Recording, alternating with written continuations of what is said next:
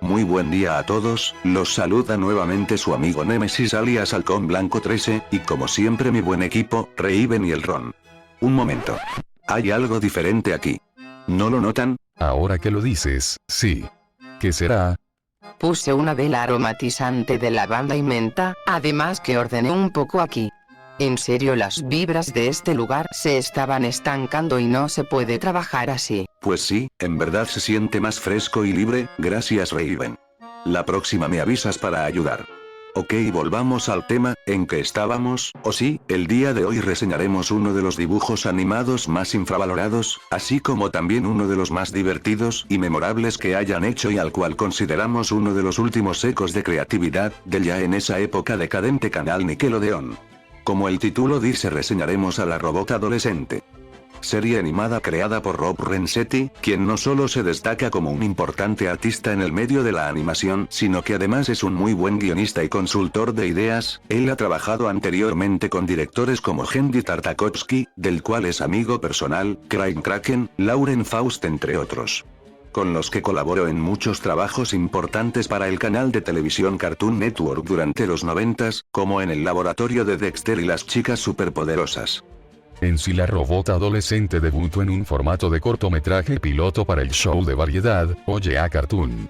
Ese programa consistía en mostrar muchas animaciones cortas con la esperanza de que llegaran a recibir una gran aceptación del público y pudieran conseguir el expandirse a una serie animada completa. Rensetti ya había tenido un pequeño éxito en dicho show con los cortos de Mina y el Conde, que tuvo más de 4 cortos animados. Desgraciadamente ese proyecto jamás logró que le dieran luz verde para tener su serie animada, lo cual es triste porque poseía mucho carisma y simpatía, pudiendo haber sido un programa grandioso. Les recomendamos mucho que chequen los 4 capítulos que sí pudieron hacer, para que vean todo el potencial y lo divertido que era esa idea. Afortunadamente su siguiente piloto, La Robot Adolescente, fue escogido, junto a otros 2 shows, Sonatisa y Padrinos Mágicos, para probar su suerte con su propia serie animada. Gracias por mencionar eso, el Ron. Y ya que lo mencionas, pese que el corto tiene un estilo de dibujo típico de su momento y una trama simple, pudo demostrar el potencial y todas las cualidades artísticas que demostraban el talento que el director y las personas que trabajaron con él tenían. Algo curioso es que el primer episodio oficial sigue los mismos diálogos y momentos de su piloto, pero a su vez actualizando la animación y los diseños, convirtiéndolo en una versión mejorada de ese corto original. Es muy interesante el ver las 2 versiones y compararlas para ver desde el humilde comienzo ese concepto, y cómo Rob Rensetti pudo desatar su creatividad al contar con un mayor presupuesto y tiempo. Ahora que hemos visto cómo se originó este show, veamos los aspectos que la hicieron destacarse. XJ9, o también conocida como Jenny, es una robot diseñada como una adolescente, creada por la genial doctora Nora Wackerman, quien diseñó a Jenny con el propósito de combatir contra todo tipo de criminales y cualquier amenaza del espacio. Aunque ella solo quiere vivir una vida tranquila como una adolescente normal, por lo que intenta encajar con los humanos que la rodean y a su vez pasar ratos agradables con sus amigos, Brad, el hermano menor de Brad Tucker, y el excéntrico Sheldon. Ellos le ayudarán a Jenny para que logre tener una vida normal y a su vez apoyarla durante sus cibernéticas aventuras.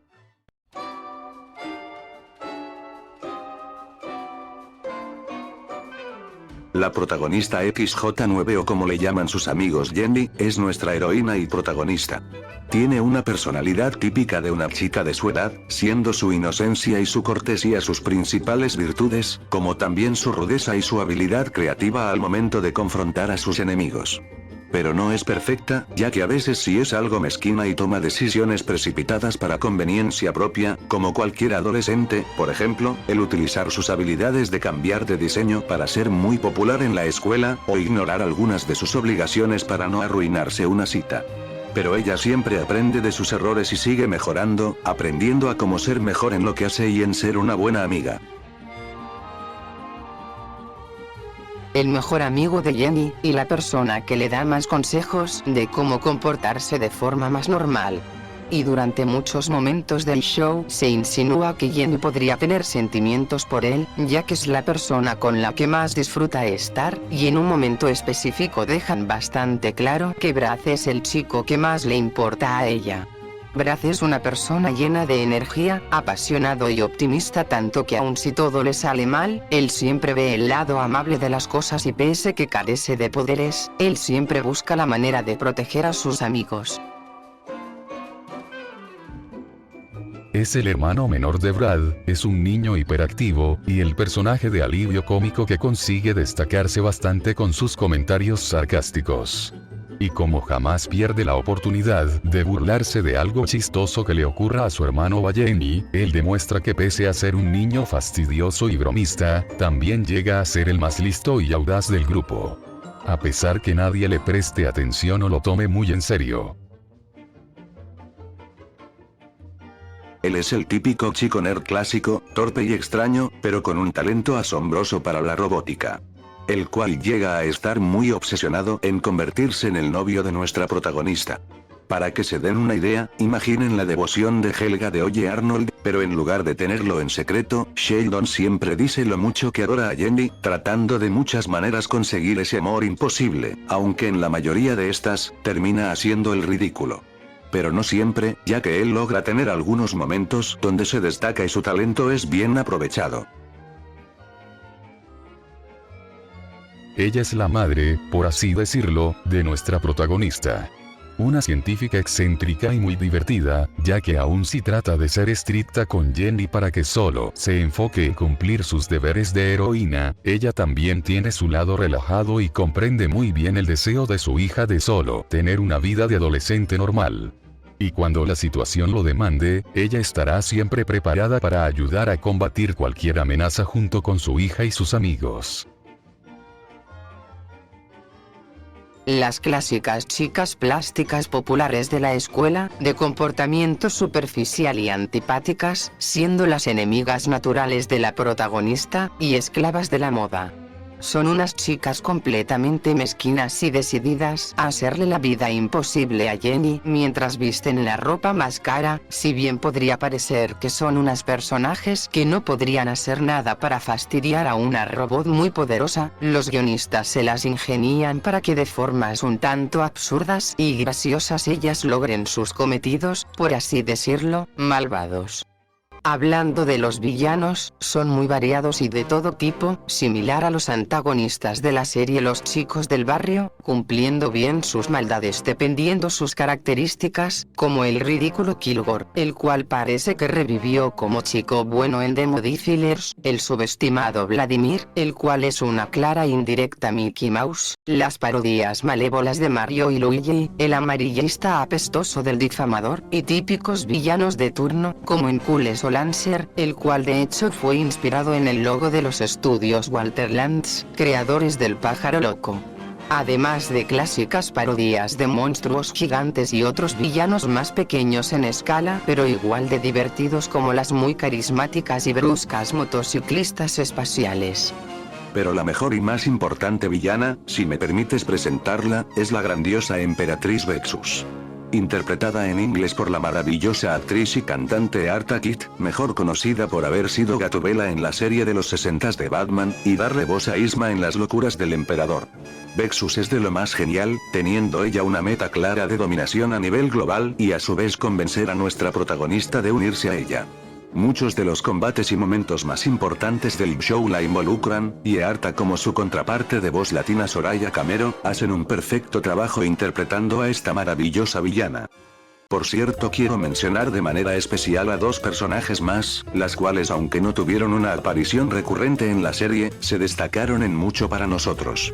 La misteriosa Misty, la cual parece que su diseño se vio influenciado por la corriente cubista tomando en cuenta sus primeros bocetos, y la noble Melody, la cual es más poderosa de lo que aparenta. De ellas hablaremos en profundidad más adelante. La serie animada posee un estilo de animación estándar, por así decirlo, similar al usado en el laboratorio de Dexter o las chicas superpoderosas. pero aún así supieron hacerla dinámica, efectiva y sutil, gracias a los cambios de planos, el uso de colores y por supuesto, diseño de personajes y escenarios.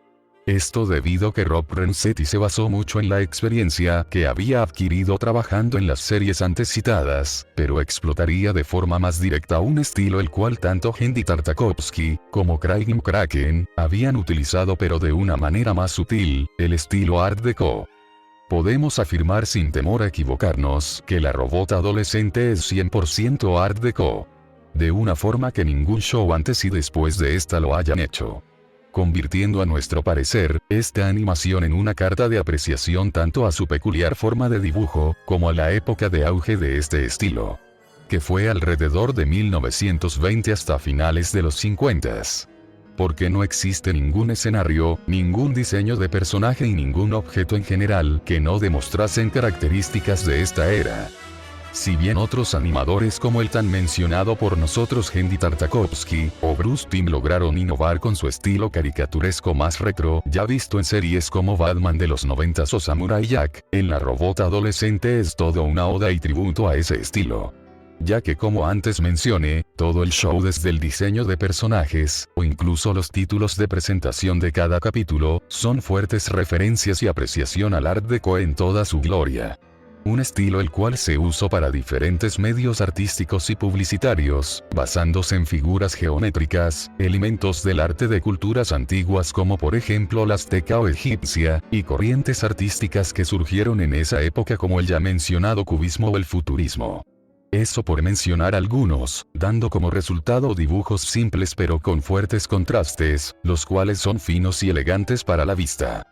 Otra gran influencia fueron las caricaturas del estilo de Betty Boop o Félix el Gato, las cuales como antes se mencionó tienen un sinnúmero de referencias en la robot adolescente, tanto a esas animaciones, como a sus estudios, ya sea de manera directa o indirecta, logrando un contraste bien imaginado y logrado de elementos retro, con los elementos modernos o futuristas que le dan al show un toque muy ecléctico, aunque de hecho hay una referencia que es muy constante en el show. Aparte de que la doctora Wackerman use los zapatos de Minnie Mouse, el restaurante que en sinnúmero de veces aparece en pantalla, el Mesmer, este restaurante para los que conocen el tema, hace una doble referencia, la primera y más obvia es a Félix el Gato, el cual está como puerta de entrada. Y la segunda es el nombre mismo de este, el cual es un guiño al creador del propio Félix, Otto Mesmer. Y la cosa no termina, hay otro dato curioso, la actitud del dueño del restaurante, la cual es muy similar a la fama que tuvo Pat Sullivan, dueño del estudio que creó a Félix, a pesar de que en sí se llame Mr. Mesmer, por lo que es una combinación de ambos creadores.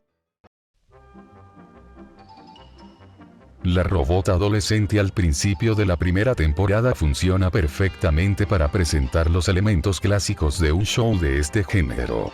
Acción con elementos de ciencia ficción y el humor de vida de secundaria.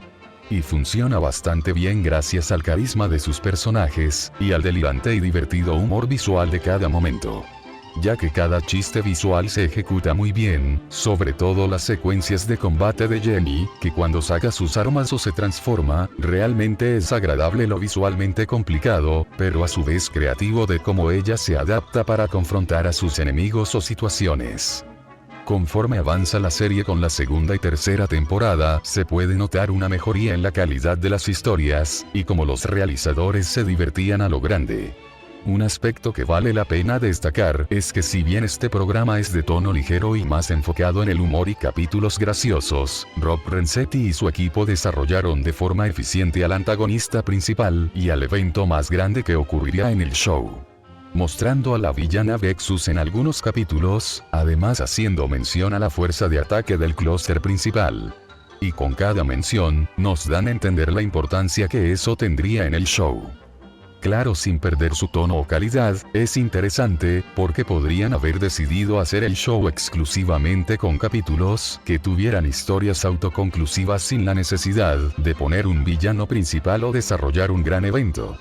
pero se agradece que el equipo de esta animación no se quedarán en una zona de confort, y tuvieran la ambición y ganas de poner estos elementos, llegando a todo su potencial en una película que nos mostraría la invasión del clúster principal y cómo nuestros personajes se enfrentarían a esta gran amenaza, todo de forma creativa y entretenida.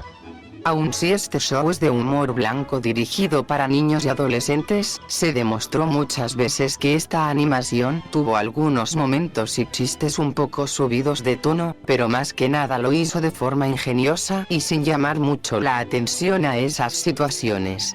Así como también no tuvo ningún problema en mostrar a sus personajes en situaciones más serias o peligrosas, como el episodio cuando luchan con un extraterrestre que absorbía electricidad, el genial especial de Navidad o el ya mencionado ataque del Imperio Clúster.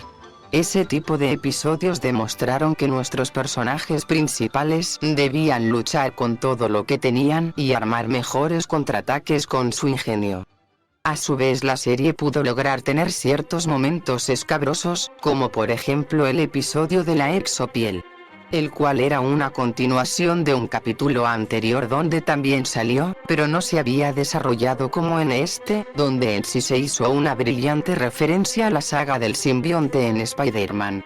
En esta versión el traje hace adquirir a Jenny un aspecto más humano tal y como ella siempre deseó, siendo hermosa, y como resultado de eso, popular. Sin embargo, la exopiel también empieza a volver a nuestra protagonista a base de manipulaciones, en una chica egoísta y menos noble. El aspecto que vuelve un poco inquietante este capítulo en sí son las pocas veces que vimos el aspecto original de muñeca de trapo de la exopiel, como en el capítulo antecesor a este, el cual aunque llegaba a ser gracioso, no dejaba de ser inquietante por lo perturbadora y extremadamente manipuladora que era. De verdad nos hubiera encantado ver un capítulo más para darle una interesante y oscura conclusión a la exopiel. Ahora bien, como antes mencionamos, este programa contó con dos de las mejores personajes femeninas, incluso superando a la protagonista de forma creativa y sutil. Pero aunque ellas no salieron mucho en la serie, aún así tuvieron episodios geniales con giros muy interesantes y frescos, para un entre comillas, simple show de comedia como este. Como por ejemplo la genial Misty, la cual en su primera aparición daba la impresión de solo ser la clásica superheroína y mejor amiga de la protagonista. Pero conforme ella apareció más, demostró su verdadera identidad de ser más una antihéroe, mostrando ser una soberbia y arrogante, que pide dinero por servicios heroicos, en lugar de solo hacerlo porque es la forma correcta de usar sus poderes por el bien de la gente. Tanto es la malicia de Misty, que incluso atormentó a Brit y a Tiff, siendo capaz de lastimarlas, tanto a ellas como incluso a su mejor amiga. Esa actitud que tiene sumado con su singular diseño, la convierten en una personaje más complicada e interesante, ya que ella podría encajar perfectamente en una serie como la de los Jóvenes Titanes, o Justicia Joven, por esa personalidad engañosa que tiene. Qué curioso. Ella me recuerda un poco a cierta chica que conozco, pero no recuerdo muy bien a cuál. Pero en fin, continuemos. Ahora, hablaremos de la personaje llamada Melody.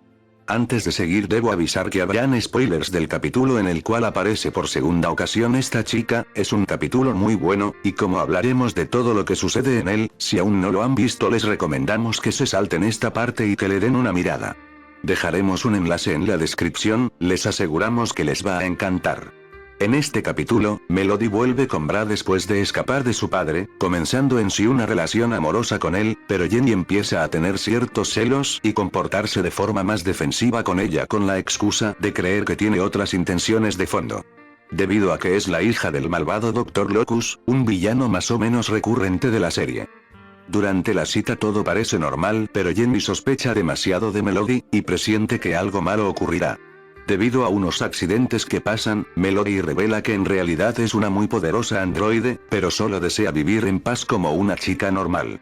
Pero Jenny se deja llevar al ver esta revelación, y decide atacarla sin miramientos, a lo cual ella se ve forzada a responder. Pero al ver toda la destrucción que fue causada por la pelea entre ambas, y como la miran con temor la gente al ver su modo de combate, Melody decide huir pese a que solo quería ser feliz con Brad. Dando un final muy agridulce, para una personaje tan dulce y agradable, haciendo que nos preguntemos qué sería de ella después.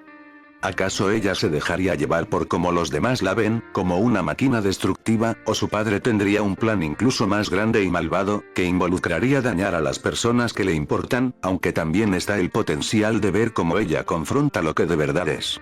Claro que ya estaba al tanto, pero nunca quiso ser vista en su modo robot, ya que solo estaba interesada por estar tranquila alejada de su padre. Ahí había mucho potencial para una continuación de su historia. Sobre todo si Melody llegara a ser consumida por la imagen de máquina destructiva que la atormenta y terminara adaptando esa personalidad. Con una premisa así podríamos ver un drama que fuera una combinación del capítulo muñequita de la serie animada de Batman, y la película El Gigante de Hierro. Ya que ella nos recuerda de cierta manera a esos personajes. Raven, ya me acordé, ambas personajes me recuerdan a ti, sobre todo Melody. ¿Por qué dices eso? Bueno, Melody es una poderosa androide, la cual no quiere ser mala y solo busca aceptación, y tiene un padre que es un villano. Ja, qué curioso, ¿no, Raven? Oh, y eso no es todo el ron. En el doblaje latino la voz de Melody, Anabela Silva, es la misma que dobló a Raven, y la voz de su padre el Dr. Locus, fue interpretada por el ya fallecido Guillermo Martínez, quien también fue conocido por darle voz a Trigon. Ok, supongo que puede haber un parentesco, pero ¿y por qué Misty? Sus poderes y aspectos son similares a los tuyos, y un poco a Jinx. Pensándolo bien, si combinas la historia, personalidad y conflictos de Melody, con el cuerpo y los poderes de Misty, te tenemos a ti Raven, jejeje. ¿Acaso insinúas que no soy original? No, solo digo que esos aspectos son interesantes coincidencias. Además recuerda que tu historia fue primero en los cómics. Si quieres continuamos con la reseña, ¿no te parece? Está bien, sigamos con la reseña. Te toca el ron. Aunque ya estaba planeado producir la cuarta temporada, fue cancelada por las estúpidas malas decisiones de la productora de Nickelodeon, con pretextos de bajo rating cuando la serie sí era muy conocida en su tiempo. La cancelación afectó mucho a los fans acérrimos de ver que el show continuara con más grandiosas temporadas y que mantuviera la calidad, con el mismo humor visual pero aumentando la ambición creativa, con más acción, buenos momentos en la historia, giros creativos, y una buena conclusión. Pero así no pasó, y eso fue grave ya que La Robot Adolescente, como La Leyenda de Aang, eran las últimas producciones con más creatividad de Nickelodeon, antes de entrar a su edad decadente y mediocre como está actualmente. Que aún si tiene uno que otro show bueno y entretenido, mantienen todavía esas malas costumbres de manejar pobremente dichos programas, desde sobreexplotarlos, a cancelarlos abruptamente. Antes de concluir, debemos hablar de cierto tema que vemos repetirse mucho cuando hablan de esta serie, y que de verdad se nos hace algo exagerado. Puede que algunos ya sepan de esto, pero es algo que debe ser comentado. Y es la idea de que muchas personas hacen vídeos sobre series animadas que fracasaron, y por alguna razón incluyen en sus listas a La Robot Adolescente. A lo cual me pregunto, ¿cómo es que tener 3 temporadas, más una película para televisión, puede considerarse un fracaso? Hay series animadas que son canceladas después de la primera temporada, u otras las cuales no llegan a pasar del piloto. La serie tuvo un buen éxito, solo porque no duró muchas temporadas como otras animaciones no significa que esta tuvo menos impacto. Incluso actualmente muchas personas miran y aprecian los capítulos del show, y es de las series más recordadas de aquellos años. Si la comparamos con una serie de su momento, como Los Padrinos Mágicos, claro está tuvo muchas más temporadas y fue más exitosa, pero también conforme fue avanzando se notaba que los creadores ya no tenían muchas ideas y se perdió la creatividad y buen humor que alguna vez tuvo. Solo porque una serie animada dure mucho no quiere decir que siempre mantendrá su calidad, y si bien nos hubiera gustado ver 1 o 2 temporadas más de La Robot Adolescente, también nos alegra que no se alargara de más y que se arriesgara a volverse solo una sombra de lo que alguna vez fue. Por lo que estamos contentos con la duración que tuvo. Por lo que considerarla como un fracaso es de lo más absurdo. En serio, si tener 3 temporadas más una película es un fracaso, entonces si yo alguna vez hiciera un proyecto animado para televisión, me sentiría satisfecho con una duración así, porque como mencioné hay series animadas que no pasan de la primera temporada y son olvidadas por el público. En comparación a eso, a La Robot Adolescente le fue muy bien, siendo recordada y apreciada por la gente, y jamás la llamaríamos un fracaso. La Robot Adolescente es una serie de lo más entretenida, llena de creatividad, con un gran apartado visual y personajes de lo más divertidos. La serie en sí tiene una premisa simple, pero fue gracias a eso que Rob Renzetti y su equipo pudieron enfocarse en darle muchos detalles a las interacciones de personajes y al mundo donde habitan. De verdad es de admirar todo el esfuerzo para que este programa fuera un excelente homenaje a las animaciones clásicas y el estilo de dibujo Art Deco. La serie podrá tratar solo sobre una chica robot que trata de proteger al mundo y poder divertirse con sus amigos, pero los realizadores de este show se encargaron de que ella tuviera mucha personalidad y que las situaciones que le ocurren sean de lo más imaginativas y entretenidas. En todo momento de esta animación se puede notar la gran cantidad de trabajo para que fuera algo especial que lograra destacarse, y fue gracias a eso que muchas personas aún recuerdan y aprecian este programa. Y ojalá algún día Rob Renzetti tenga la oportunidad de crear alguna nueva serie animada que tenga la misma energía y creatividad que tuvo La Robot Adolescente. Bueno, eso es todo por el momento. Si aún no han visto este show, ojalá se den la oportunidad, ya que en serio vale mucho la pena. En fin, se despide de ustedes en nombre de todo mi equipo, Nemesis alias Halcón Blanco 13, cuídense mucho y nos vemos la próxima.